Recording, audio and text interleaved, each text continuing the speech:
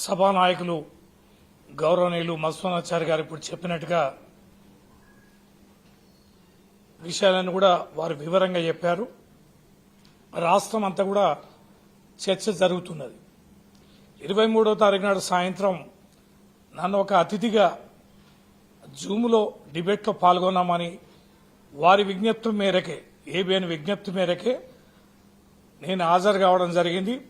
ఆ సందర్భంగా జరుగుతున్న చర్చ ఏదైతుందో అది చాలా ఉద్వేగభరితమైన వాతావరణంలో జరుగుతున్న చర్చ. ఆ రోజంతా కూడా కేటీఆర్ గారిది విచారణ జరిగింది. ఆ విచారణ జరుగుతున్న రోజంతా కూడా వివిధ ఛానల్లో ఆ విచారణలో లేని అనేకమైనటువంటి అంశాలని ప్రసారం చేయడం జరిగింది. అనేకమైనటువంటి అబద్దాలు అక్కడ జరగనివి వాస్తవాలుగా చిత్రీకరిస్తూ ప్రసారాలు చేశారు. మేము కాస్త మానసికంగా ఒత్తిడి గురైనాం. ఏంటి పరిస్థితి నిజంగా జరిగిందా అని బయటకు వచ్చాక కేటీఆర్ గారు ప్రెస్ మీట్ పెట్టాక అప్పుడు తెలిసింది ఈ రోజంతా జరిగిన ప్రసారాలు అవాస్తవం అని, విష ప్రచారం అని తేలింది. అప్పుడు డిబేట్లో దీని మీదే చర్చ. వెంకటకృష్ణ గారు యాంకర్, వారు అడుగుతున్నారు, నేను సమాధానం చెప్తున్నా. విచారణ జరుగుతుంది, ఫోన్ ట్యాపింగ్ జరిగిందా జరగలేదా, ఒక సిట్ వేశారు, సిట్లో మళ్ళా సభ్యులు మార్చారు, మరో కొత్త టీం వేశారు, హరీష్ రావు గారిని పిలిచారు, కేటీఆర్ గారిని పిలిచారు, విచారణ జరుగుతుంది.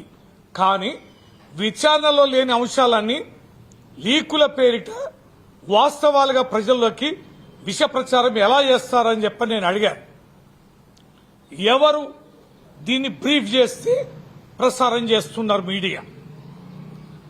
కాంగ్రెస్ చేస్తుందా, ప్రభుత్వం చేస్తుందా, లేదా వీరంతటా వీరే ప్రసారాలు చేస్తున్నారా, సిట్టు చేస్తుందా అని చెప్పని నేను అంటే సిట్టు చేస్తుందని మీరు ఎట్లంటారు అని ఆయన నా మీద గద్దించడం, వాడెవడో వీడెవడో మాట్లాడితే నువ్వెలా మాట్లాడతావని నన్ను నిలదీసినప్పుడు నేను ఒక మాట జారడం జరిగింది.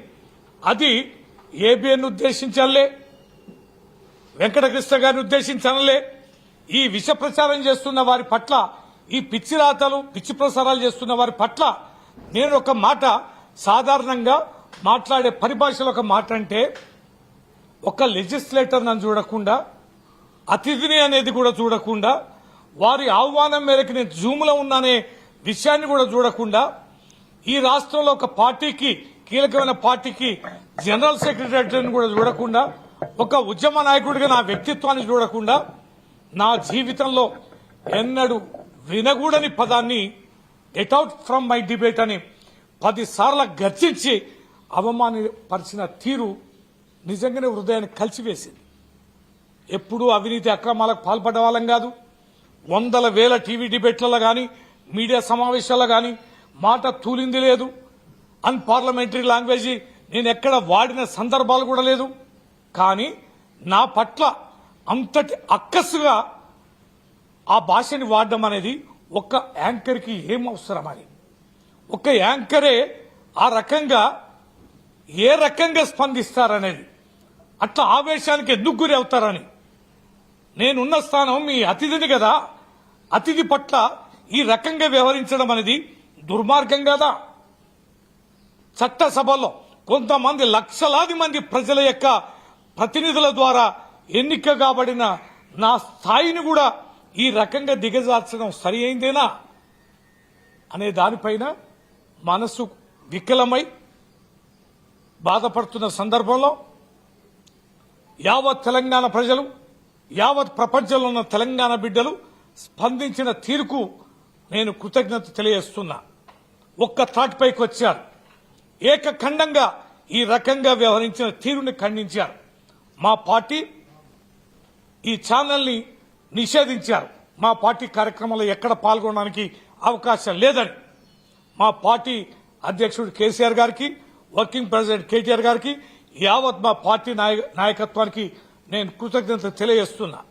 ఈరోజు ఒక చట్టసభలోని సభ్యుడికి జరిగిన అవమానాన్ని సరియైంది కాదు, ఇది చట్టసభకి అగౌరవం, సభ్యులకి అగౌరవం అని మా సభ్యులు, మా మధుసూదనాచారి గారు, మా విప్ గారు దేశపతి గారు, మా డిప్యూటీ లీడర్స్ రమణ గారు, పోచంపల్లి శ్రీనివాసరెడ్డి గారు, శాసన మండలి సభ్యులు నవీన్ రెడ్డి గారు, ఇతర మా సభ్యులందరూ ఎట్టి పరిస్థితుల్లో ఇది సభానాయకుడికి తెలియజేయాలి, మా చైర్మన్ గారికి తెలియజేయాలి, కంప్లైంట్ ఇవ్వాలి, విచారణ జరిపించాలి. భవిష్యత్తులో ఈ రకంగా వ్యవహరించే అమర్యాదకరమైనటువంటి ఛానల్స్ పైన చట్టబద్దమైన చర్యలు చేపట్టాలని చైర్మన్ గారిని కోరడం, వారు సమయం ఇవ్వడం, పూర్తిగా మా వివరణ అంతా కూడా వారు తీసుకోవడం జరిగింది. ఖచ్చితంగా విచారణ జరుపుతామని వారు తెలియజేయడం జరిగింది. ఈ సందర్భంగా అన్ని విషయాలు సానుకూలంగా విని చర్యలు చేపడతామన్న మా చైర్మన్ గారికి కృతజ్ఞత తెలియజేస్తూ ఈ కార్యక్రమంలో పాల్గొన్న మా సభా నాయకత్వానికి అందరూ కూడా వెన్నంటి ఉండి నాకు ధైర్యాన్ని ఇచ్చినటువంటి మా సభ్యులందరూ కూడా నేను మనస వాచ ధన్యవాదాలు తెలియజేస్తూ భవిష్యత్తులో తెలంగాణలో ఈ రకమైన చర్యలకి ఎవరు పాల్పడినా కఠినంగా వ్యవహరించే వాతావరణం రావాలని మనస్ఫూర్తిగా కోరుకుంటూ సెలవు తీసుకుంటాం. సార్ ఒక్క నిమిషం మాట్లాడారు.